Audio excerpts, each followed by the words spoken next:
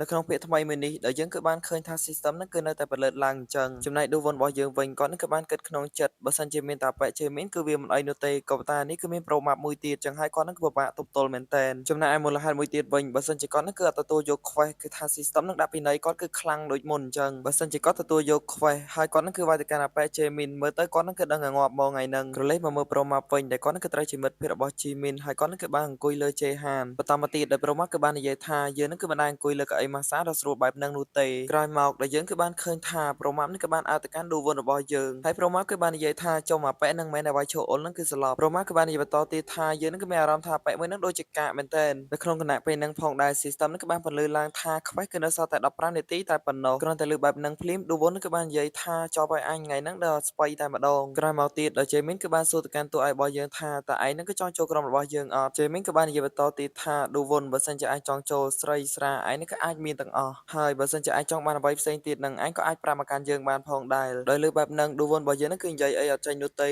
Jaemin ក៏បាននិយាយបន្តទៀតឥឡូវចេះចុះឯងហ្នឹងគឺគិតសិនទៅយើងហ្នឹងគឺសុំចេញទៅក្រៅមួយផ្លែតពេលដែល Jaemin ក៏បានចេញទៅបាត់ Jaehan ហ្នឹងក៏បានហៅទៅកាន់ Duvon របស់យើងបន្តមកទៀត Jaehan ហ្នឹងក៏បានហុចកូនសោរបស់ Duvon របស់យើងឲ្យទៅកាន់គាត់វិញហើយ Jaehan ក៏បានសួរថាតើនេះគឺជាកូនសោរបស់លោកមែន Duvon ក៏បានតបទៅវិញថាហើយអ្ហ្មិចក៏កូនសោមួយនេះគឺនៅឯងទៅវិញ Jaehan ក៏បានតបថាមូលហេតុនោះដោយសារតែពួកគេហ្នឹងក៏បានរត់បោកគ្នាព្រឹកមិញហ្នឹងឯង Jaehan ក៏បាននិយាយបន្តទៀតថាគាត់នឹងក៏បានដឹងថា Jimin នេះគឺហៅឯងនឹងក៏ចូលក្រុមក៏ប៉ុន្តែឯងនឹងគឺមិនបាក់ចូលក្រុមរបស់ Jimin នោះទេចំណែកឯមូលហេតុវិញដោយសារតែក្រុមរបស់ Jimin នឹងគឺជាក្រុមចិត្តអាក្រក់មួយដែលពួកគេនឹងក៏តែងតែ bully ទៅកាន់មនុស្សទន់ខ្សោយ system ក៏បានបន្លឺម្ដងទៀតខ្វែងនៅសល់តែ3នាទីតែប៉ុណ្ណោះដោយបែបហ្នឹង Duvon របស់យើងក៏បានឈោហើយគាត់នឹងក៏បាននិយាយថាគាត់នឹងក៏ត្រូវទៅហើយតែតាមពិតទៅ Duvon របស់យើងនឹងក៏បានទៅណានោះទេដែលគាត់នឹងគឺទៅទទួលទរណកម្មពី Quest តែលើកហ្នឹងគឺ Quest មិនមែនដាក់សត្វកបីមកទៀតនោះទេដោយលើកហ្នឹងគឺជាសត្វដំរីម្ដងគ្រាន់តែឃើញបែបហ្នឹងដោយ Duvon របស់យើងក៏បែកញើសខ្លាំងជាងមុនទៅទៀតកាត់ទៅកាន់ Jimin វិញដោយ Jimin ក៏បាននិយាយថាគាត់នឹងគឺមកដើរលេងម្ដងក៏ប៉ុន្តែវាបែកជាឈឺពោះអីណាតប៉ែមែនពេលដែល Jimin គឺរវល់តែមើលទូរស័ព្ទ Duvon របស់យើងក៏បានយកឱកាសហ្នឹងគឺឈ្មោះវាយទៅកាន់ Jimin តែម្ដងបាននិយាយចំទៅ Duvon របស់យើងគឺដាក់តែ1មេក្រូនោះទេក៏ប៉ុន្តែ Jimin គឺស្បៃហ្មងក្រោយមកដោយ Duvon ក៏បានគិតថាតើគាត់នឹងគឺត្រូវតែធ្វើមិនទៀតទៅគាត់គឺអត់គិតច្រើននោះទេគាត់នឹងគឺអូស Jimin ទៅទុកមើលកណ្ដប់សិនប៉ុន្តែពេលនោះផងដែរគាត់នឹងក៏បានឃើញទូរស័ព្ទរបស់ Jimin ដោយសារតែបែបហ្នឹងគាត់នឹងក៏បាននឹកឃើញរឿងមួយសាច់រឿងកាត់មកកាន់ Pro Map វិញពេលនោះដែរគឺសារទូរស័ព្ទរបស់គាត់នឹងក៏បានលោតឡើងពេលដែល Pro Map គឺបានបើកមើលសារដោយយើងគឺបានឃើញថា Jimin ក៏បានឆាតជេរទៅកាន់ Pro Map យកហ្មងក៏ប៉ុន្តែអ្នកដែលជេរហ្នឹងគឺមិនមែន Jimin នោះទេគឺជា Duvon របស់យើងបន្តមកទៀត Duvon ក៏បានគិតថាគាត់នឹងក៏រកចេញហើយក៏ប៉ុន្តែពេលនោះផងដែរ Pro Map នឹងក៏បានមកដល់ពីក្រោយខ្នងគាត់តែម្ដងក្រោយមកដោយ system ក៏បានដាក់ quest ទៅកាន់ Duvon របស់យើងបន្តទៀតដែល quest មួយនោះគឺចង់ឲ្យ Duvon របស់យើងគឺផ្ដួលទៅកាន់ Pro Map ក្រឡេកមកមើលខាងក្រៅវិញដោយ Pro Map ក៏បានទាត់ទៅកាន់ Duvon របស់យើងមួយជើងតែម្ដងមិនត្រឹមតែប៉ុណ្ណឹងនោះទេដោយ Pro Map ក៏បានចាប់ Duvon របស់យើងហើយគាត់នឹងក៏បានវាយយោ Pro Map ក៏បាននិយាយទៅកាន់តួឯករបស់យើង Jaemin ក៏បានខំហៅឯងនឹងក៏ចូលក្រុមក៏ប៉ុន្តែឯងនឹងក៏បែរជាធ្វើចរិតថោកទៅវិញក្រោយមកទៀតដោយ Pro Map ក៏បានបោះ Duvon របស់យើងទៅមកខាងហើយគាត់នឹងក៏សម្រេចចិត្តថានឹងទៅដាស់ Jaemin ឲ្យភ្ញាក់ឡើងវិញសិននៅពេលដែល Pro Map គឺកំពុងតែដាស់ Jaemin ដោយ Duvon របស់យើងនឹងក៏បាននឹកឃើញថាមែនហើយគាត់នឹងក៏មានសោពើមាសមួយយើងគឺបានឃើញថា system នឹងក៏បានចេញផ្ទៀងមេសោឲ្យទៅកាន់ Duvon របស់យើងបន្ថែមទៀតដោយមិនចាំយូរ Duvon របស់យើងនឹងក៏បាន unlock វាតែម្ដងនៅពេលនោះផងដែរ Duvon ក៏បានក្រោកឈរមកវិញហើយគាត់នឹងក៏បាននិយាយទៅកាន់ Pro Map ថាថ្ងៃនេះហែងដឹងតែស្បៃហ្មងដោយមិនចាំយូរ Pro Map នឹងក៏បានដើរតម្រង់ទៅកាន់ Duvon របស់យើងហើយគាត់នឹងក៏បាននិយាយថាអាយ៉ាហែងនេះគឺក្លាហានតើដោយយើងក៏បានឃើញថា Pro Map នឹងក៏រត់ទៅលឿនខ្លាំងមែនទែនដោយ Duvon ក៏មិនអន់ផងដែរគាត់នឹងក៏បានស្ទុះយ៉ាងលឿនជាមួយនឹងថាមពលរបស់គាត់ផងដែរចូលមកកាន់ Chapter បន្ទាប់វិញដោយការពីតូច Duvon របស់យើងគឺជាកីឡាករនៃហ្គេមមួយហើយគាត់ក៏ជាជើងឯកនៃក្បាច់មួយផងដែរដែលក្បាច់មួយនោះគឺមានឈ្មោះថា Falcon Drop ចឹងខ្ញុំអត់ដឹងថាខ្ញុំអានខុសឬក៏ត្រូវនោះទេអ្នកនាងសូមអធិស្ឋានផងចំណែកឯរង្វាន់ដែល Duvon របស់យើងក៏ទទួលបានពី Quest ដែលក្បាច់មួយនោះគឺមានឈ្មោះថា Falcon នឹងឯងកាន់មកកាន់បច្ចុប្បន្នវិញដោយ Pro Max ក៏បានជាដៃវាយទៅកាន់ Duvon របស់យើងចំណែកឯ Duvon វិញគាត់ក៏បានសម្រកចូលទៅវាយដូចគ្នានៅពេលដែល Duvon គឺបំរុងតែប្រើ skill របស់គាត់ទៅហើយក៏ប៉ុន្តែពេលនោះផងដែរ system គឺបានបន្លឺឡើងថា mana របស់គាត់គឺអត់គ្រប់នោះទេដោយសារតែបែបហ្នឹងហើយក៏ធ្វើឲ្យ Duvon របស់យើងក៏ត្រូវម្ដាយរបស់អាប៉ិ map ហ្នឹងទៅ Pro Max ក៏បាននិយាយថាមិញហ្នឹងយើងក្រែងតែឯងខ្លាំងតាមពិតទៅគឺកាកតទៅសោះក្រឡេកមកមើល Duvon របស់យើងវិញដែលគាត់ហ្នឹងក៏បានគិតថាគាត់ហ្នឹងក៏ពិតជាសោយមែនមិនក៏ mana របស់គាត់ហ្នឹងក៏អត់គ្រប់អញ្ចឹងបើក្រឡេកមើលទៅកាន់ skill មួយនោះដែលវាហ្នឹងក៏ត្រូវការទៅដល់120 mana តែប៉ុណ្ណោះក៏ប៉ុន្តែ mana របស់ Duvon របស់យើងហ្នឹងគឺមានតែត្រឹម100ចឹងហើយគាត់ហ្នឹងគឺមិនអាចប្រើវាបាននោះទេអញ្ចឹងគាត់ហ្នឹងក៏បានគិតបន្តទៀតថាមើលទៅគាត់ថ្ងៃហ្នឹងដឹងតែស្បៃតែម្ដងនៅក្នុងគណៈពេលហ្នឹងដែរ Duvon គឺបាននឹកឃើញថា មែនខ្វែដែលគាត់នឹងគឺបានវាយទៅកាន់អបៈជេមីនតើវានឹងគឺបាននៅគ្រាន់តែគិតចប់ភ្លាមគាត់នឹងគឺបានរត់យ៉ាងលឿនទៅកាន់អបៈជេមីនក៏ប៉ុន្តែខុសពីការគិតរបស់ឌូវុនរបស់យើងដោយប្រូម៉ាប់នឹងគឺបានចាប់អាវគាត់ចប់ឬហើយប្រូម៉ាប់នឹងគឺបានវាយគាត់យក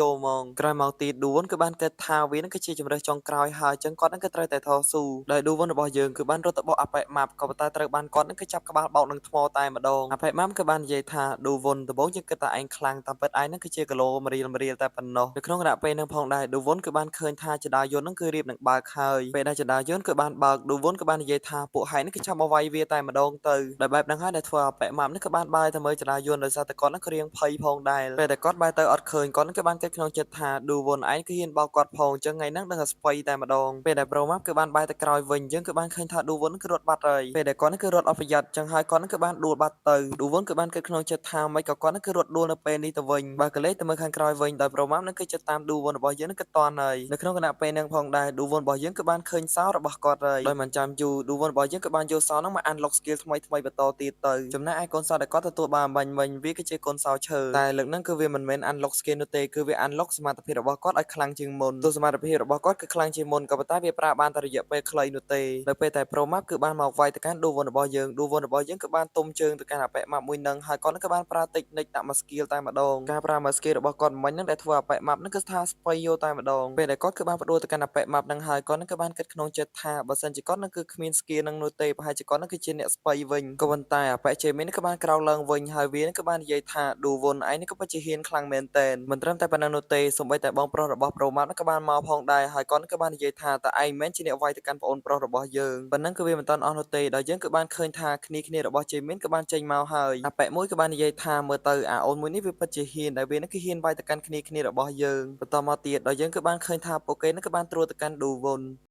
បានមកកាន់ chapter បន្តវិញដោយជេហានដោយសារតែគាត់នឹងក៏ដឹងថាប៉ូលីសមកអញ្ចឹងគាត់នឹងក៏បានចេញពីកន្លែងនឹងបាត់ទៅក៏លេខមកមើលក្រុមរបស់ Jamin វិញដែលពួកគេនឹងគឺបំរុងតែវាយទៅកាន់ឌូវុនរបស់យើងក៏ប៉ុន្តែពេលនោះផងដែរអ្នកមើលការខុសត្រូវនៅក្នុងកន្លែងហ្នឹងគឺបាននិយាយថាពួកអដែងហើយនឹងគឺឆាប់រត់សិនទៅដោយសារប៉ូលីសនឹងគឺបានមកហើយក៏លេខមកមើល Jamin វិញដោយគាត់នឹងគឺបាននិយាយទៅកាន់ឌូវុនថាឌូវុនអញអានេះក៏ពិតជាសំណាងក៏ប៉ុន្តែលើកក្រោយគឺមិនសំណាងដូចជាថ្ងៃនេះនោះទេក៏លេខមកមើលក្រុម Jamin វិញដែលពួកគេក៏បាននិយាយថាមិនដឹងជាប្រកាច់ណាគឺវាទេហៅប៉ូលីសនោះទេបើសិនជាពួកគាត់ដឹងដល់ដេញធាក់តែម្ដងពេលដែលក្រុមរបស់ Jamin គឺបានចេញទៅអស់ឌូវុនរបស់យើងគឺបានស្លាប់តែម្ដងដោយសារតែគាត់នឹងគឺវាយគ្នាអស់កម្លាំងខ្លាំងពេកនៅពេលដែលឌូវុនរបស់យើងគឺបានងើបឡើងគាត់នឹងគឺបានឆ្ងល់ថាចុះមិនក៏គាត់នឹងគឺមកនៅជាមួយនឹងម្នាក់ស្រីនេះវិញដោយសារតែឌូវុនគឺនិយាយខ្លាំងពេកអញ្ចឹងនាងនឹងគឺបានចាប់បិទមើលទៅកាន់ឌូវុនហើយនាងគឺបាននិយាយថាដោយសារតែឌូវុនគឺកំពុងតែនៅក្នុងបន្ទប់ទឹកមនុស្សស្រីអញ្ចឹងហើយសូម្បីគាត់នឹងគឺនិយាយតិចបានហើយឌូវុនគឺបានសួរទៅកាន់នាងថាចុះអ្នកណាជាអ្នកជួយមកកាន់គាត់ហើយនឹងទេទៅកាន់ប៉ូលីសម្នាក់ស្រីនឹងគឺបានបង្ហាញទូរស័ព្ទរបស់នាងហើយនាងក៏បាននិយាយថាគឺជានាងនឹងឯងជាអ្នកជួយទៅកាន់គាត់ហើយថែមទាំងទេទៅកាន់ប៉ូលីសផងដែរដោយសារតែបែបហ្នឹងឌូវុនរបស់យើងគឺឆ្ងល់បន្ថែមទៀតហើយគាត់នឹងគឺបានសួរទៅកាន់នាងថាហើយមិនក៏នាងនឹងគឺជួយមកកាន់គាត់ទៅវិញនាងគឺបានឆ្លើយវិញថាមូលហេតុនោះដោយសារតែនាងនឹងគឺបានឃើញថាឌូវុនរបស់យើងគឺពិតជាមានសមត្ថភាពខ្លាំងអញ្ចឹងហើយនាងនឹងក៏សម្រេចចិត្តថានឹងជួយទៅកាន់ឌូវុនតែម្ដងទៅដោយបែបហ្នឹងឌូវុនគឺបានអរគុណទៅកាន់នាងផងដែរឬហើយគាត់នឹងគឺបានគិតក្នុងចិត្តថាយ៉ាឥឡូវគាត់នឹងគឺមានមនុស្សស្រីចាប់អារម្មណ៍ទៅបន្តមកទៀតក្មេងស្រីម្នាក់ហ្នឹងគឺបានសួរទៅកាន់ឌូវុនយើងថាដោយសារតែនាងគឺបានជួយទៅកាន់គាត់តែគាត់នឹងគឺអាចធ្វើរឿងមួយឲ្យនាងបានដែរឬទេដោយបែបហ្នឹងឌូវុនគឺបាននិយាយថាគាត់នឹងគឺយល់ព្រមនិយាយទៅយល់ព្រមទាំងមុខក្រហមតែម្ដងស្រីរឿងគឺបានកាត់ទៅផ្ទះរបស់ឌូវុនវិញពេលនោះផងដែរទូរស័ព្ទរបស់គាត់គឺបានរោចឹងហើយគាត់នឹងគឺបានយកវាមកលើកតែម្ដងទៅ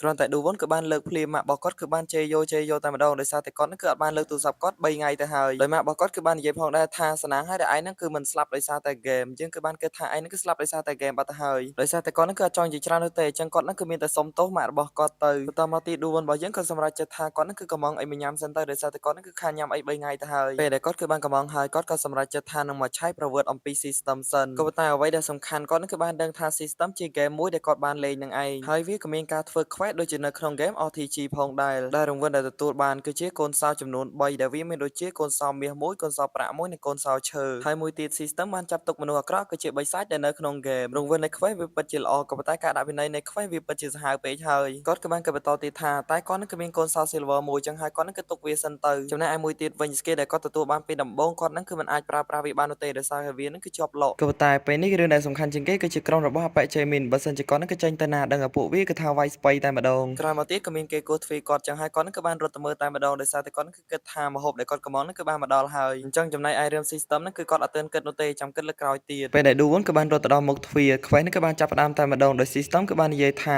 ត្រូវឲ្យ Duwon របស់យើងគឺខ្លាចជាបរិសុទ្ធពិតហើយគាត់នឹងគឺត្រូវតែបំពេញចិត្តរបស់នាងបើកលេសទៅកាន់ Duwon របស់យើងវិញគាត់នឹងគឺឆ្ងល់ខ្លាំងមែនទែនមិនក៏ system នឹងគឺចេញបែបហ្នឹងទៅវិញហើយតែពាក្យថានាងនឹងគឺជាអ្នកណាទៅគាត់នឹងគឺអត់ដឹងនោះទេពេលដែលគាត់នឹងគឺបានបើកទ្វារមកដល់ម្នាក់នោះគឺជាមនុស្សស្រីដែលបានជួយគាត់នឹងឯងដោយសារតែបែបហ្នឹង Duwon ក៏បានសួរទៅកាន់នាងថាហើយអ្មេចក៏នាងនឹងក៏រកផ្ទះរបស់គាត់ឃើញទៅវិញមូលហេតុនោះដោយសារតែនាងគឺបានឃើញកាបូបរបស់គាត់នៅកន្លែងផឹកយប់មិញនឹងឯងដោយសារតែបែបហ្នឹងនាងគឺបានមើលអាស័យដ្ឋានផ្ទះរបស់ Duwon យើងទៅហើយនាងមកទីនេះដោយសារតែនាងនឹងគឺចង់ឲ្យ Duwon របស់យើងគឺជួយរឿងមួយដោយសារតែ Duwon របស់យើងគឺយល់ព្រមជាមួយនឹងនាងយប់មិញហើយមួយទៀតមានអ្នកស្រីនឹងគឺមានឈ្មោះថាស៊ីយុន